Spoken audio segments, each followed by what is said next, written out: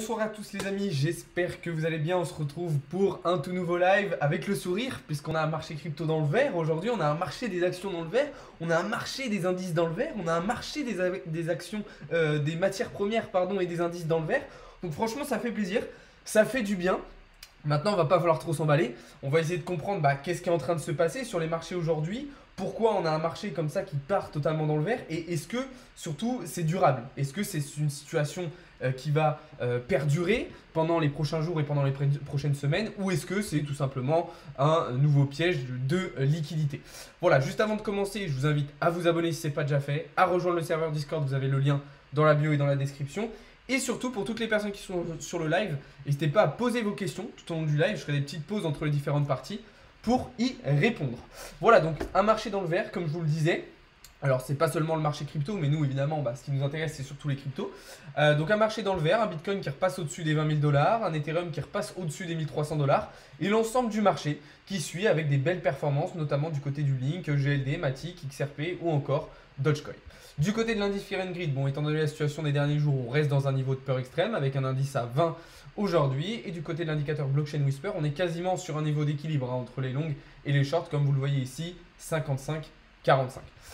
Tout ça s'explique, comme je vous le disais, par un Bitcoin qui réagit bien depuis hier avec deux belles bougies vertes, une nouvelle bonne réaction sur le support des 18 800 $. Et on va s'approcher de nouveau de la résistance intermédiaire des 20 200 $. Alors moi, mon scénario, celui que je privilégie pour le moment, c'est celui d'un rejet de nouveau par cette résistance, sachant qu'on va avoir aussi la Trendline Daily qui va arriver et qui va elle aussi faire office de résistance et qui pourrait donc nous ramener de nouveau en direction des 18 500 $. Maintenant, on va voir qu'il y a certaines données qui commencent à être potentiellement intéressantes sur le marché crypto, mais pas seulement. Déjà, si on regarde un petit peu ce qui se passe du côté de Bitcoin, on se rend compte que déjà, on a un double bottom en bas de range sur du daily, avec en plus de ça, un open interest qui explosait. Alors là, ça se voit pas forcément bien comme ça, mais là, ça se voit mieux. Un open interest qui explose, ok, et un ratio long-short au plus bas. Donc ça, c'est déjà super intéressant. Déjà, du point de vue Bitcoin. Le comportement des spots est lui aussi à prendre en compte et pourrait annoncer un potentiel short squeeze pour Bitcoin. Donc je rappelle, un short squeeze, ça voudrait dire que boum, on pourrait avoir une grosse bougie verte qui partirait vers le haut comme ça avant, évidemment, un nouveau crash. Donc il va falloir surveiller tout ça. Ok, mais c'est vrai que ça fait du bien d'avoir un marché qui repart un peu dans le vert et surtout sur lequel on retrouve un peu de volatilité. Parce que c'est vrai que là, depuis la mi-septembre, on se fait un petit peu chier. Depuis un mois sur Bitcoin, c'est vrai qu'il n'y a pas grand-chose et notamment sur les derniers jours avec un week-end qui avait été extrêmement ennuyant, extrêmement calme, avec très très peu de volatilité et très très peu d'opportunités. Donc voilà déjà un petit peu ce qu'on pouvait dire sur Bitcoin. Maintenant, il y a d'autres choses qui vont rentrer en compte, qui peuvent nous faire dire que potentiellement on pourrait assister à quelque chose d'intéressant. Ok, malgré un contexte macroéconomique absolument catastrophique, on a quand même une bonne réaction de Nasdaq, comme vous le voyez ici, et du S&P 500. Donc côté américain, c'est plutôt intéressant avec les deux principaux indices boursiers qui réagissent à la hausse. On a en plus à côté de ça un dollar qui est en train de chuter, ok, après avoir fait un top aux alentours, juste en dessous les 115 $, on s'approche de nouveau des 110 $. Donc on le sait, ça va permettre potentiellement de donner un petit peu d'air aux crypto-monnaies. Et puis c'est la même chose du côté des indices et des bourses européennes avec la bourse allemande qui réagit bien et la bourse française, le CAC 40, qui fait aussi de très belles performances aujourd'hui. Assez étonnant tout ça, avec voilà, encore une fois un contexte macroéconomique qui est totalement défavorable. Et puis si on regarde du côté des matières premières, c'est la même chose. Avec le gold qui s'envole, le pétrole qui s'envole aussi, qui reprend 3%. Non, pardon, oui, si, c'est ça. Non, pétrole, c'était ici. Donc là, on avait pétrole brut, pardon. Et là, on a les Brent, donc le prix du baril, en fait, si je puis dire. Donc là, très intéressant. Aussi sur les matières premières. Et puis des devises, ok. L'euro USD qui repart vers le haut. Le GBP USD qui repart vers le haut. Donc très intéressant. Très, très intéressant ce qu'on a aujourd'hui. On pourrait même regarder du côté des actions avec Apple notamment qui repart bien vers le haut comme Meta ou encore Snapchat. Donc globalement les marchés financiers se portent bien. Maintenant le problème c'est que moi je trouve ça un petit peu trop beau pour être vrai. Ok, je trouve ça un petit peu trop beau pour être vrai et je comprends pas trop en fait. Pourquoi on aurait quelque chose comme ça. Donc n'hésitez pas aussi à me dire vos avis, hein, pourquoi selon vous on a des marchés qui réagissent aussi bien, qu'est-ce qui est en train de se passer, mais moi voilà, je reste extrêmement prudent. Alors je vais répondre aux premières questions et puis après on va pouvoir avancer sur le reste. Salut Edgar, bizarre cette hausse, exactement. Faut regarder les graphiques en quelle unité de temps pour le day trading. Alors qu'est-ce que tu appelles day trading? De l'intraday, tu veux dire des prises de position en intraday? Je vous conseille de regarder toutes les unités de temps, hein, de toute façon, pour avoir une compréhension globale du marché. Merci en tout cas à ceux qui s'abonnent, qui mettent des likes et qui font des subs, ça fait extrêmement plaisir. Salut, je veux être ton élève. Bien sûr, avec plaisir, World of Crypto. Rajoute des indicateurs. Bah, il n'y en a qu'un, un indicateur là. Il n'y a que Ishimoku. Bonjour, un conseil pour gagner 10 000 euros dans l'heure, merci. Impossible, désolé. Salut, quand tu fais du scalping, c'est sur quel réseau la vidéo? Directement sur le Discord. Ah, t'as vite changé d'avis, World of Crypto. Salut Damien. Tu fais quelles études? J'ai arrêté mes études, j'ai terminé mes études. L'annonce éco d'hier de l'ISM et c'était prévisible. Oui. Ça va et toi, Tonio? En tout cas, bienvenue à tous ceux qui arrivent sur le live, les amis. J'espère que vous allez bien. Je vous invite à vous abonner, à lâcher des likes, à rejoindre le serveur Discord. Ça fait extrêmement plaisir. Et puis voilà. Ça va et toi, Damien? Donc voilà, ok. Du coup, on va pouvoir avancer un petit peu sur le reste du marché crypto en regardant les différentes opportunités qui s'offrent à nous. Donc moi, sur Bitcoin, pour le moment, je suis dans un scénario où on serait potentiellement rejeté de nouveau sur les 20 200 $. Ok. Donc évidemment, je vais attendre avant de rentrer en position. Je vais attendre une confirmation de rejet puisque si on break cette zone donc, de résistance ainsi que la trendline daily, alors on pourrait aller chercher des targets par la suite en direction des 23 000 $. Donc là, pour le moment, je privilégie ce scénario. Mais attention, si on casse, alors je rentrerai en longue en direction des 23 000 $. Ça, c'est très très important. Ensuite, sur Ethereum, là, on est de nouveau en train de revenir tester la résistance des 1400 $. Alors maintenant, il y a deux options. Soit on est de nouveau rejeté tout de suite, et dans ce cas-là, on repart vers les 1000 $, si on reste dans le scénario de base de Bitcoin. Soit on voit un Ethereum qui va venir faire un fake out, en fait, en venant chercher ici le niveau 0,5 de Fibonacci, avant de nouveau de plonger vers le bas. Donc là, même chose, même si on a un petit peu un retour de volatilité, il faut préparer ces scénarios, il faut préparer ces setups et attendre des confirmations avant de rentrer dans les positions. Salut Wayne. Donc moi, j'ai quand même pris des positions sur les altcoins. Hein. Je vous montre ici un trade que j'ai pris sur Audio. Je vous recommande d'ailleurs de prendre déjà un petit peu de profit si vous êtes rentré, puisque là, vous voyez qu'on est un petit peu gêné par le nuage d'Ishimoku en H4. On a aussi une position qui démarre très très bien sur Kava. Ok, hein, vous voyez qu'on est rentré ici en position hier. Boum, on a déjà pris pas mal de profit. Donc ça, c'est très très intéressant. Kava, alors après, Kava, c'est vraiment un trade en swing avec de gros bénéfices à venir chercher, mais il y a déjà un peu de gain à récupérer. Donc voilà, pour le moment, sur ce début de semaine, comment je me suis positionné sur le marché. Maintenant, comme je vous le disais, on reste dans une position, dans une situation où pour moi, il faut préparer ses setups, préparer ses configurations, préparer ses scénarios et attendre des confirmations pour vraiment savoir ce qui va se passer. Parce que là, on est un petit peu dans une zone de test où on se dit, est-ce qu'on va rester dans la même situation, donc dans cette sorte de range, en fait, entre les 18 500 et 20 200 $, ou est-ce qu'enfin, on va avoir un break par le haut ou par le bas, et du coup, on va avoir une phase un petit peu plus tendancielle, si je puis dire, dans les jours et les semaines à venir. Donc voilà un petit peu ce que je pouvais dire là-dessus. Évidemment, ça va se jouer énormément en fonction du comportement des marchés traditionnels. Hein. Donc de S&P 500, de Nasdaq, des devises, des matières premières et puis des bourses européennes. Donc voilà, il y a plein de choses à prendre en compte. C'est pas du tout simple. Et puis on va voir après qu'il y a aussi de la fondamentale. Il y a aussi un contexte extérieur, externe, macroéconomique, mais aussi de l'actualité qui va pouvoir jouer sur le marché. Okay, par exemple, aujourd'hui, on a vu un nouvel ATH sur le hash rate du Bitcoin. Donc ça, c'est quelque chose d'intéressant qui peut être une actualité qui va potentiellement jouer aussi là-dessus. Mais on a d'autres actualités qui vont être un petit peu moins intéressantes. On a par exemple Biden qui a demandé au Congrès américain de régulariser et de réguler davantage les cryptos.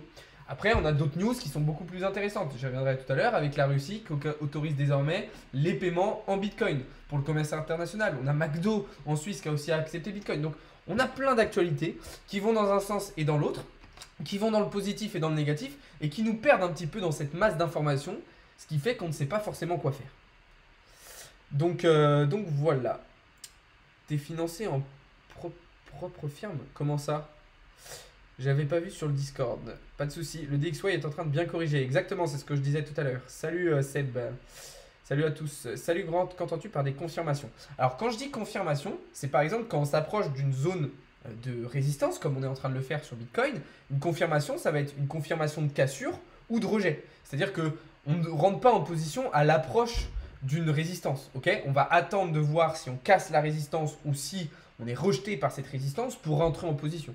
Même chose quand on arrive sur une zone de support. On ne rentre pas à l'approche de support. On rentre une fois qu'on a cassé le support vers le bas ou qu'on a rebondi sur le support. C'est très très important. Même chose quand on a des patterns, quand on arrive sur des niveaux de Fibonacci, quand on utilise Ishimoku, attendre que la Chikou-span valide notre mouvement. Il y a plein de choses où il faut attendre des confirmations avant de rentrer pour éviter de se faire piéger justement par les mouvements de liquidité. Je verrais bien un petit rallye aussi pour la fin de l'année et retour en bas. Ok, c'est pas du tout un scénario que j'avais pris en compte, mais pourquoi pas. Le meilleur conseil, c'est de ne pas suivre ce genre de charlot, messieurs, vous êtes prévenus. Merci pour ton commentaire très constructif.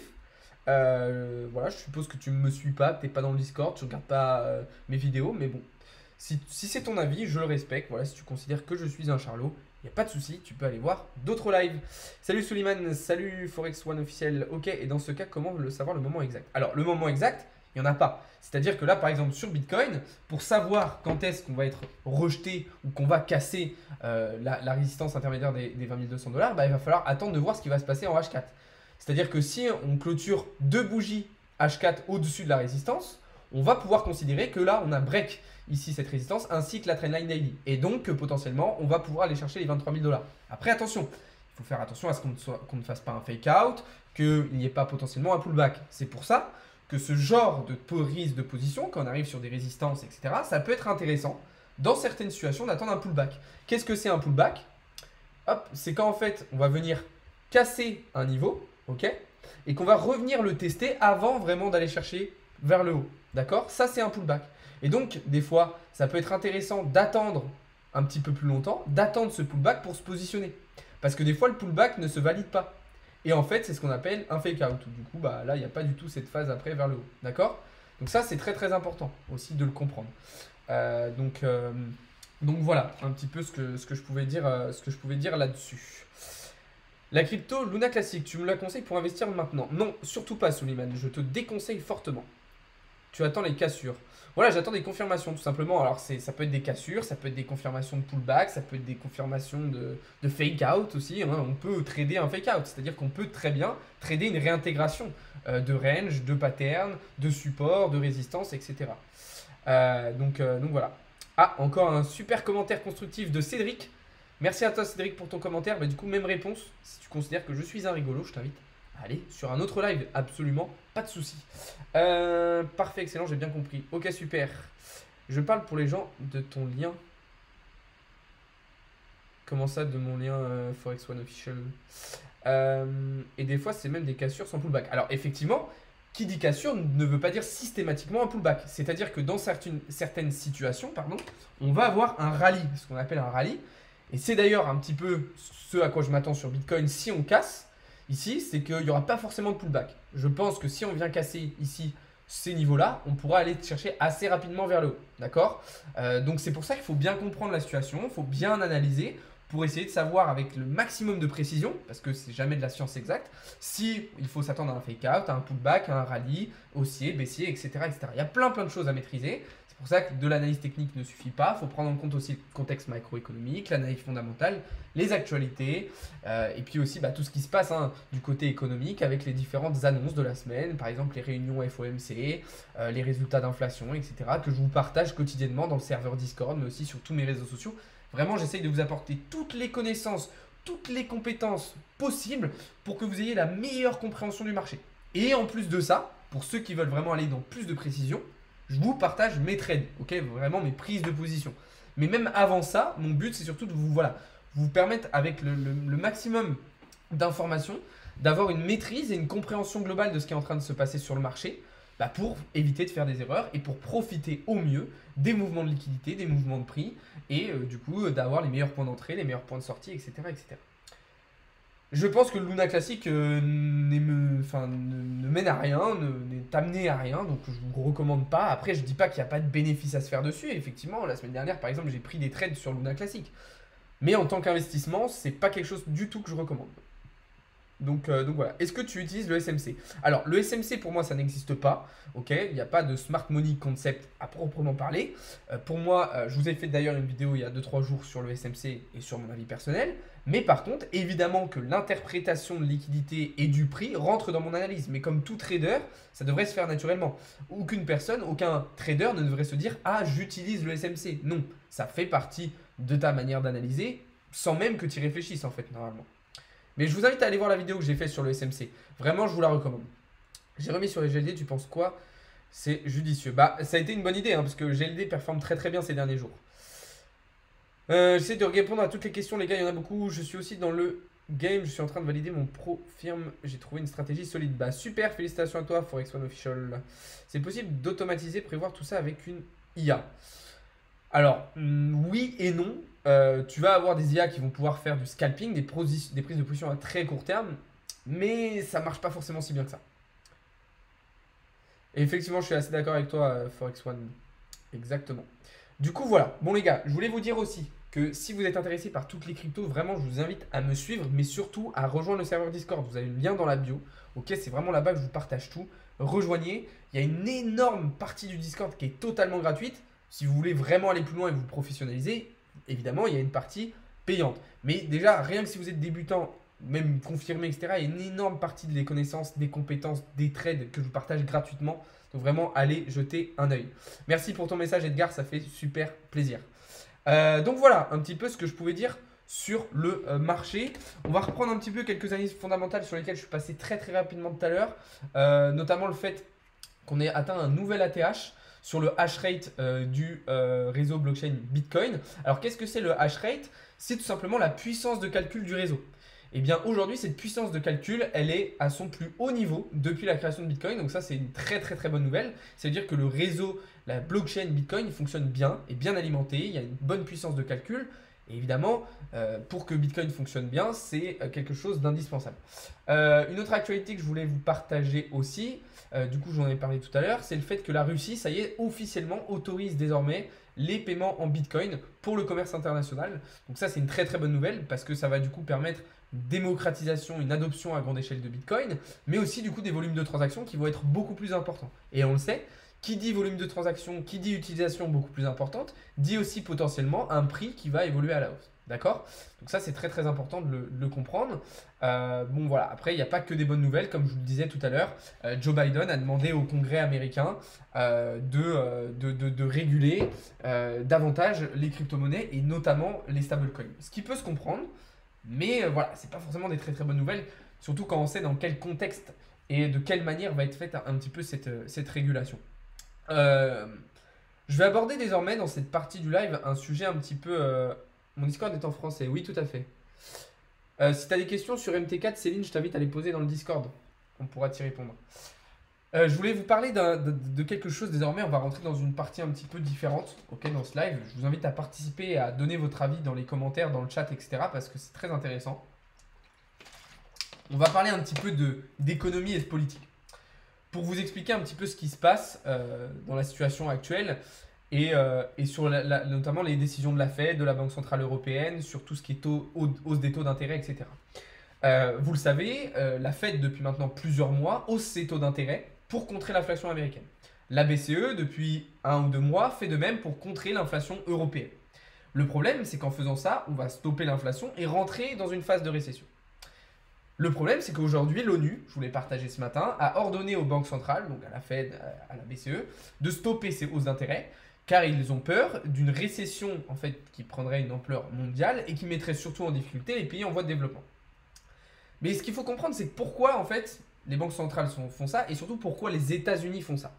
Les États-Unis, il faut savoir que c'est une puissance mondiale qui est en déclin depuis maintenant plusieurs années. Sauf qu'aujourd'hui, et depuis 2008, les États-Unis sont absolument prêts à tout pour sauver le dollar et sauver leur hégémonie. Quand je dis hégémonie, c'est leur domination sur le monde.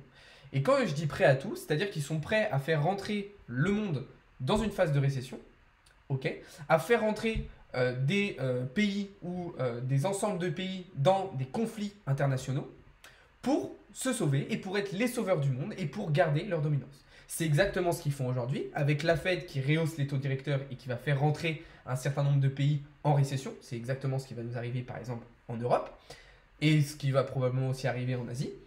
Et ils le font aussi via aujourd'hui le conflit entre la Russie et l'Ukraine où ils nous ont envoyé un petit peu européens, surtout l'OTAN, hein, c'est surtout l'OTAN, pour voilà, créer encore une fois des difficultés. Et eux s'en sortent bien derrière, puisque vous voyez bien, il n'y a jamais eu de guerre, enfin ça fait très longtemps qu'il n'y a pas eu de guerre sur le territoire américain.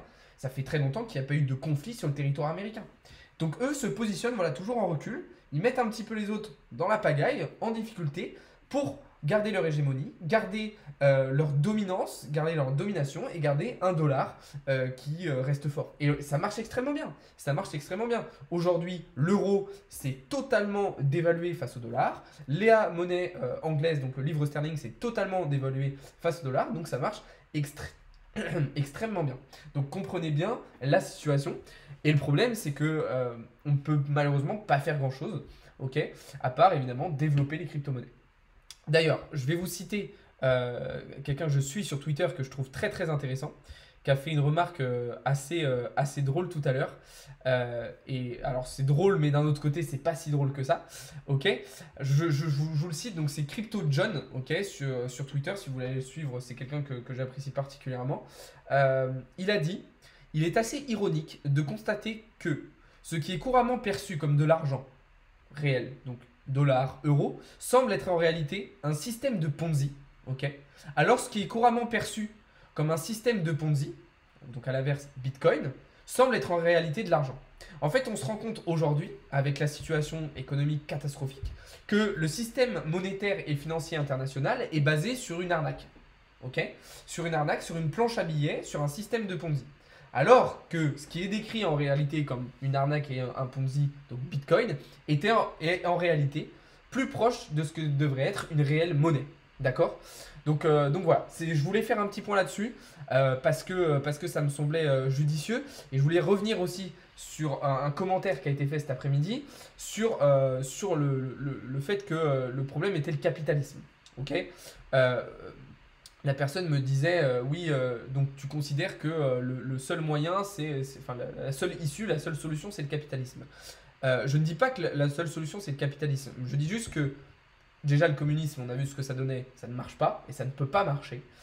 Et ce que je veux dire, c'est que quand on comprend le fonctionnement de la nature humaine, effectivement, le capitalisme est la meilleure solution. Je ne dis pas que le capitalisme à outrance tel qu'il est adapté et mis en fonctionnement aujourd'hui est la solution, parce que effectivement, le capitalisme a aussi ses limites et on le voit aujourd'hui, parce qu'il est fait à outrance et de la mauvaise manière. Mais si vous comprenez la nature humaine, ok, il n'y a pas d'autre solution. C'est-à-dire que dans la nature humaine, il y a des gens qui sont là pour diriger. Il y a des gens qui sont là pour concentrer les pouvoirs. Et il y en a qui veulent se laisser guider. Okay, tout le monde n'a pas la capacité d'être un leader. Il y a des gens aujourd'hui qui veulent qu'on leur dise quoi faire et qui ne veulent pas être décisionnaires. Il y a des gens qui ne veulent pas être autonomes. Okay, il y avait un exemple de Bernard Tapie que je trouvais très très intéressant aussi sur la prise des intérêts qui disait vous foutez 50 mecs, enfin 50 humains, hommes et femmes sur une île pendant 3 mois. Vous revenez au bout de 3 mois, il y a un chef, il y a un sous-chef et puis il y a le gros de la population. Parce que c'est comme ça que s'organise une société et c'est ce qui se passe depuis la préhistoire. Okay, l'humain a toujours fonctionné comme ça. Donc c'est pour ça qu'aujourd'hui le capitalisme, c'est naturellement un système qui fonctionne pas parfaitement, parce qu'il n'y a jamais rien de parfait, mais qui fonctionne le mieux au vu de la nature humaine. Voilà, je voulais faire un petit point là-dessus aussi, un petit peu politique, philosophique, mais ça me tenait à cœur. BTC au McDonald's, tu as vu ça où? Alors c'est en Suisse, ok. Pour l'instant c'est uniquement en Suisse. Alors je crois que c'est déjà le cas aux États-Unis, hein, mais là pour le continent européen, c'est la Suisse du coup qui a annoncé désormais accepter les paiements Bitcoin dans les franchises McDonald's. Donc moi je trouve que c'est une très bonne nouvelle parce que voilà, on sait McDonald's aujourd'hui tout le monde, une grosse majorité de la population va au McDo, donc ça va aussi permettre une adoption, une démocratisation à grande échelle des crypto-monnaies, des volumes de transactions et une utilisation qui va être croissante. En parlant de démocratisation à grande échelle, il faut savoir qu'aujourd'hui, Telefonica, donc, qui est la 4e entreprise de télécommunication d'Europe, accepte elle aussi les crypto-monnaies et qu'il y a un lien, alors du coup autre chose, qui a été fait entre Chainlink et Swift. Swift qui est le réseau de paiement classique en fait en monnaie fiduciaire, donc euro, dollar, etc. Donc là, premier lien entre la finance traditionnelle et la blockchain, donc très intéressant. On voit que voilà, il y a des choses qui sont en train de se construire, de se mettre en place. Maintenant, il va falloir que tout ça se développe un maximum pour que justement on puisse s'en sortir et qu'on évite le piège, surtout des monnaies numériques de banque centrale, donc euro numérique, dollar numérique, yuan numérique, etc. etc. Donc voilà un petit peu ce que je pouvais dire là-dessus. Salut, c'est une bonne nouvelle, le message de l'ONU. Oui, pas à 100%, mais c'est plutôt une bonne nouvelle. Maintenant, est-ce que la Fed va céder aux pressions justement de l'ONU et de certains gouvernements ou est-ce qu'ils vont en faire qu'à leur tête? Ça, c'est ce qu'il va falloir voir. Bonjour, je suis autonome, j'achète aujourd'hui encore 1000 Luna classiques. Alors je sais pas si c'est la meilleure idée d'acheter du Luna classique, Sergio. Je te recommande d'être très très prudent avec cette crypto-monnaie et ce projet. Mais c'est bien si tu es autonome. Quelle plateforme que tu conseilles et pourquoi? Merci. Ça dépend de quelle utilisation tu veux faire, Jérôme. Est-ce que c'est pour trader? Est-ce que c'est pour acheter à long terme? Est-ce que c'est pour faire du stacking, etc. Vous pensez qu'il y aura un effondrement des banques centrales? Alors un effondrement, je ne sais pas. Ce qui est sûr, c'est qu'aujourd'hui, le fonctionnement des banques centrales est à revoir. Donc, pas forcément un effondrement, c'est possible, mais au moins, il faut qu'il y ait un remaniement et une réorganisation du fonctionnement parce qu'on voit bien que les politiques monétaires qui sont en place depuis une vingtaine d'années sont vouées à l'échec et aujourd'hui, on en paye les conséquences. Pour trader, tu conseilles quoi? FTX pour trader les cryptos. Donc voilà. Sur ce, les amis, eh ben, on va arriver déjà au terme de ce live. Je sais, c'était très rapide, mais malheureusement, j'ai une réunion juste après. Donc voilà. Salut mec, des news du Crédit Suisse. Je vous ai fait une vidéo hier soir sur la chaîne YouTube pour vous parler du Crédit Suisse. Donc ouais, comme je vous disais, on va déjà arriver au terme de ce live. J'ai une autre réunion après. Et puis vous savez, ce soir, c'est Ligue des Champions. Il y a des matchs de foot, donc voilà. Il y a un tuto qui arrive sur FTX, Maskev. Donc on va s'arrêter là pour aujourd'hui. Pour toutes les personnes qui sont sur le live, vraiment, je vous invite à vous abonner, à rejoindre le serveur Discord. C'est vraiment là-bas que tout se passe. Vous avez tous les liens dans la bio et dans la description. Vraiment, n'hésitez pas à venir me suivre un petit peu sur tous les réseaux. Je vous partage une quantité de contenu, de connaissances, de compétences totalement gratuitement, absolument folle. Donc vraiment, je vous invite à aller voir tout ça. Sur ce, moi, je vous souhaite à toutes et à tous une très très bonne soirée. Ok, je vous remercie d'avoir été présent sur le live. C'était un plaisir d'échanger avec vous. Encore une fois, et puis on se retrouve dès demain matin, ok, pour davantage de contenu et davantage d'analyse. Et puis voilà, bonne soirée à tous les amis, c'était Alex de Crypto Learning.